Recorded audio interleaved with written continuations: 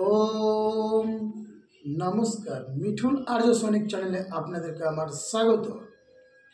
आजकेर এই ভিডিওটি আমি অনুরোধ করছি আপনারা প্রথম হতে শেষ পর্যন্ত ভিডিওটি দেখুন, কারণ এই ভিডিওটিতে একটি ইন্টারেস্টিং একটি ব্যাপার রয়েছে যেটি হিন্দু তথা সনাতন ধর্ম অবলম্বীদের সমস্ত মানুষের জানা উচিত।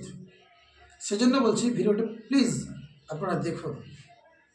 যাই হোক, তো আপনারা থাম্বনেলে দেখলেন যে একজন শিক্ষিকা ও একজন ছাত্র তারা বিয়ে করছেন।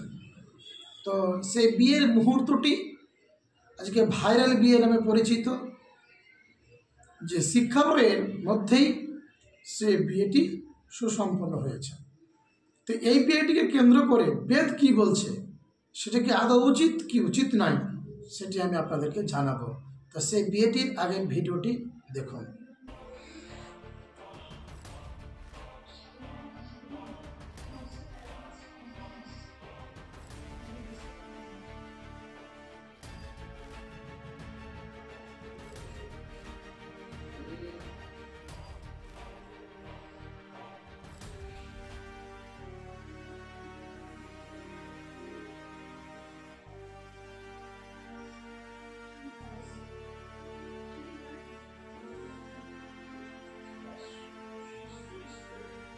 আচ্ছা, ইতিমধ্যে আপনারা অবগত হলেন ভিডিও মারফতে যে বিয়েটি কীভাবে হয়েছে। প্রথমত জানাই যে হিন্দু তথা সনাতন ধর্মে কখনোই কিন্তু সিঁদুর পরিয়ে বিয়ের যে রীতি সেটি কিন্তু শ্রীমদ্ভগবদ্গীতা কিংবা বেদ এটি উল্লেখ করেননি। এটি কিন্তু বিয়ে হয়েছে, কিন্তু এটি কিন্তু আসলে কিন্তু বিয়ের মন্ত্র বা বিয়ের উপযুক্ত তিথি নয়। তো যাই হোক না কেন, বিয়ে তো হয়েছে। তো এই প্রসঙ্গে আজকে আমি কেন বলবো আপনারা দেখতে থাকুন। অথেন্টিক বেদ যজুর্বেদ এবং যজুর্বেদের 3য় অধ্যায় মন্ত্র নম্বর 28। তো সেখানে কি উল্লেখ আছে আমি স্ক্রিনে দিচ্ছি, আপনারা দেখুন। এই বিয়েকে প্রসঙ্গ করে পরমেশ্বর পরমাত্মা কি বলছে একটু শুনুন। ओम सोमनं स्मरणं कृणुहि ब्रह्मणस्पते कक्षिबन्त्यमियत् औषिजः। हे सनातन वेदशास्त्रेर पालनकर्ता जगदीश्वर, আপনি যে আমি সব বিদ্যা প্রকাশক বিদ্বানের পুত্রতুল্য, সেই আমাকে বিদ্যা পঠনে উত্তম নীতিযুক্ত সকল বিদ্যার কথক এবং ঔষধি সকলের রস নিষ্কাশনকারী তথা বিদ্যা সিদ্ধিকারী করুন। এমনই ব্যাখ্যান এই মন্ত্রের নিরুক্তিকার যাস্ক মুনিও করিয়াছেন, উহা পূর্বে লিখিত সংস্কৃতিতে দেখিয়া লইবে। অর্থাৎ এখানে পুত্র বলতে দুটো পুত্রের দুই রকম ব্যাখ্যা দিয়েছেন পরমেশ্বর। কি বলছেন? পুত্র দুই প্রকারের হয়।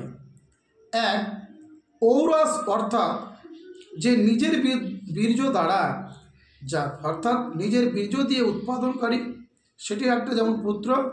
এবং দ্বিতীয়, যাহাকে বিদ্যা পড়াবার জন্য অর্থাৎ পড়িবার জন্য বিদ্যান করা হয়।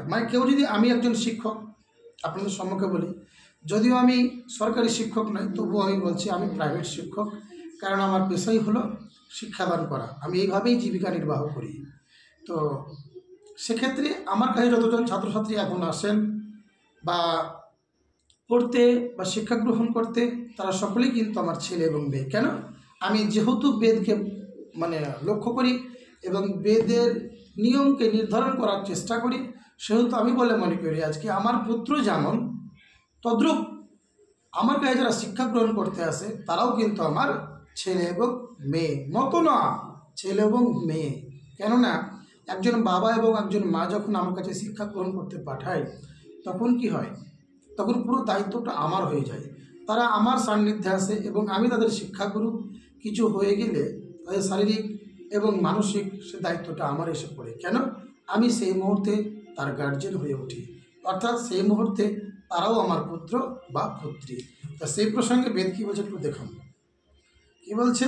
যে দ্বিতীয়, যাহাকে বিদ্যা পড়িবার জন্য বিদ্যান করা হয়, আমাদের সকল মনুষ্যদিগকে এই জন্য ঈশ্বর প্রার্থনা করা উচিত যাহাতে আমার বিদ্যা দ্বারা প্রকাশিত সকল ক্রিয়াকৌশল ও প্রীতিপূর্বক বিদ্যা অধ্যয়নকারী পুত্র দ্বারা যুক্ত হয়। মানে যারা বিদ্যা অধ্যয়ন করতে আসে, সেই শিক্ষক হোক বা শিক্ষিকা হোক, সেই বিদ্যার্থী তার কাছে ছেলে বা মেয়ের মতো।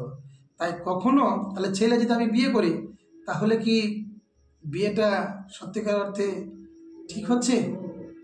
তাহলে কি আমি তো ছেলের সঙ্গে বিয়ে করছি, আমি তো মেয়ের সঙ্গে বিয়ে করছি। এটা আমি বলছি না, পরমেশ্বর পরমাত্মা বেদে ঘোষণা দিচ্ছেন। যদিও আমি স্ক্রিনে দেবো, আপনারা দেখতে পাচ্ছেন হয়তো বা, কিন্তু দেখুন এটা করা উচিত না। জানি না এই বিয়েকে অনেক প্রসঙ্গ করে তারা যারা বিদ্যান পণ্ডিত আছেন তারা এই বিষয়ে ভিডিও করেছেন কিনা জানি না। তবে এই বিয়েতে আমার আপত্তি বা আপত্তি নাই, এটা কোনো ব্যাপার না। আমি বলতে চাইছি কি, যে পবিত্র বেদ কি বললেন। যাই হোক, যদি ভিডিওটি ভালো লেগে থাকে লাইক শেয়ার কমেন্ট করবেন। নমস্কার। আমি সত্য উদ্ঘাটন করার জন্য আপনাদের সম্মুখে ভিডিওটি প্রস্তুত করলাম। নমস্কার।